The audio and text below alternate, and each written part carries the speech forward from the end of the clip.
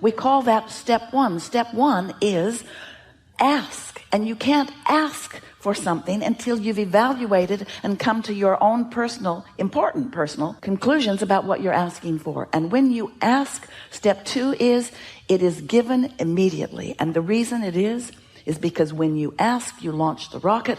When you launch the rocket, your inner being and law of attraction get all over it. And the vibrational beginning of your desire happens. The next step is really what we focus upon in these gatherings. What are you doing about it? After you've asked, are you joining your inner being in the positive expectation of its becoming? Are you looking for evidence of it? Are you appreciating what's around you? Or are you fixated on what's wrong? Which end of this stick of creation are you calibrating to? Are you continuing to justify why you want that by explaining how terrible it is not to have it? Are you joining together with other groups of people who are also in protest in the absence of what they want?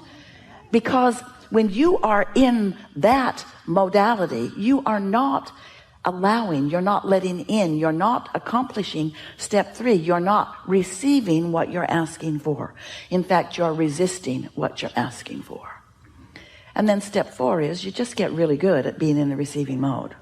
And step five, our favorite really, takes a while to get there. Step five is when you're back in step one and you don't mind.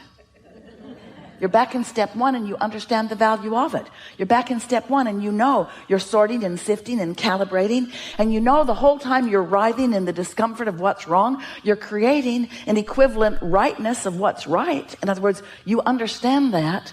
And once you get the hang of this, once you are willing to acknowledge that feeling good is a good thing for you, once you acknowledge that your inner being is always aware of you, never apart from you, always rooting for you, aware of every engagement you have with every thought, word, or deed, aware of you, always aware of you, and while aware of you, having thoughts about you, pure, positive thoughts about you, thoughts of expectation, thoughts of success, thoughts of adoration, thoughts of your worthiness, thoughts of thankfulness for you playing your role in the expansion of the universe. And when you get crossways of those thoughts, like when you put yourself down or others, or like when you push hard against something unwanted, when you have those kinds of thoughts, then all that has happened is you've set up some resistance so that you're not in the receiving mode. Not in the receiving mode of what you want, not in the receiving mode of your connection with your inner being that feels like love and appreciation, not in connection with clear thoughts that stream from your vortex into your own mind. When you have resistance, you block the stream that's flowing to you. You block the good ideas. Your inner being knows where you stand in relationship to everything you desire, and it's constantly streaming awareness of how to get there. But if you're all balled up in what's wrong, you're not getting any of those messages. But it doesn't stop the messages. That's the thing that we most want you to understand. Your inner being is flowing to you at all times. The question is, are you in the receiving mode or not? Just going to offer you this one thought, and then off we'll go into what you want to talk about. Imagine the world, all of the population of your present world, and see them in a big arena, a really big arena. Call it Earth. But picture them all out on this. Esther sees them on a football field, a really big one. And there they are, all gathered together in clusters. There are Republicans clusters and Democrat clusters, and there are religious clusters of all manner, and all kinds of groups that have formed mostly in protection, and mostly because they misunderstand their power. They think that they get power from each other by getting into big groups. So they gather together in all of these groups, and we know that you can see those groups in your mind's eye, and in most cases the people in those groups are not very happy about the other groups. But what we want you to understand is that really there are only two groups in any point in time. Those who are in this moment under the influence of their source energy, and those who are in this moment under the influence of something else. That's all. In other words, they're either tuned in, tapped in, turned on, or they're not. That's all.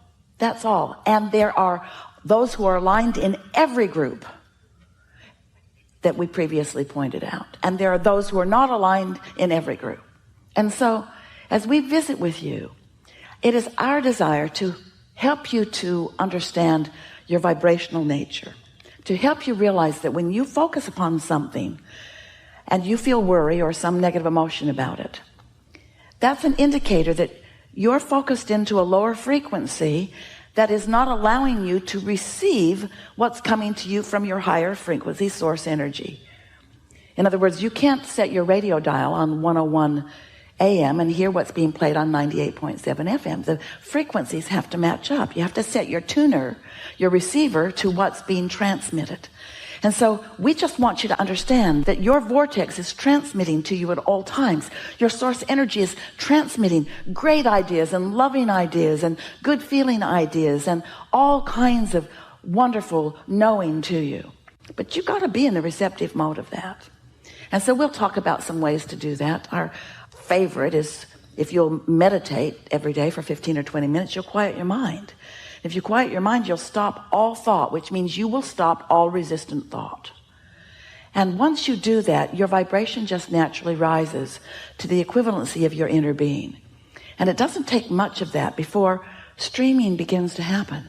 You begin getting ideas and hearing things and knowing things and getting answers to questions and solutions to problems. In other words, it's just such a delicious thing when you deliberately rise to the vibrational occasion of your source energy and allow yourself to be in those moments fully who you are.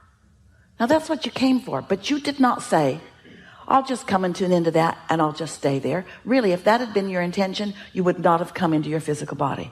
You would have just remained with all of us in this non-physical, non-resisted state of being. But you said, I'll go. I'll be part of the expansion. I will be the important part of the eternalness of eternity. I'll go. I'll explore. I will identify improvement and newness. And I'll launch those rockets, and I know you all will get hold of it. And eventually I'll stop defending and protesting and justifying why I feel this way. And I will feel the call. I will become one of the cooperative components that you already have gathered. I will join you in what I want. And then I, in my physical form, I will witness the turning of thoughts to things. I will witness the manifestation of my heart's desire. You're witnessing the manifestation of your dominant vibration all the time. It's just sometimes you're witnessing manifestation that you would have rather not have created. But that's just because we love you so much. You're sloppy thinkers sometimes and defensive sometimes. And here's the big reason. Mostly you want other people to get you. You want the people to get you. And so you're wanting to be understood by them, which means you're trying to perform in ways that you think will please them. But that's a lot of trouble. Have you noticed? It's a lot of trouble. So much more joyful and powerful and possible for you to find alignment with your source and therefore with all that you have so far asked for. And in the absence of resistance, when your point of attraction is so powerful, to then let in the results that you're looking for. So we're eager to talk with you about whatever you want to talk about. Nothing is off limits. You'll notice a really nice unfolding. Of course, your logic lets you know that everyone won't have an opportunity to sit here, but we want you to know that with the help of your own inner being, we know exactly where you are and what you want, and we know what's up with you. You sort of light it up in a fashion that makes it clear. So we'll find you, those of you who most represent the rest of you, and we'll have a discussion that will satisfy you. It is our promise to you.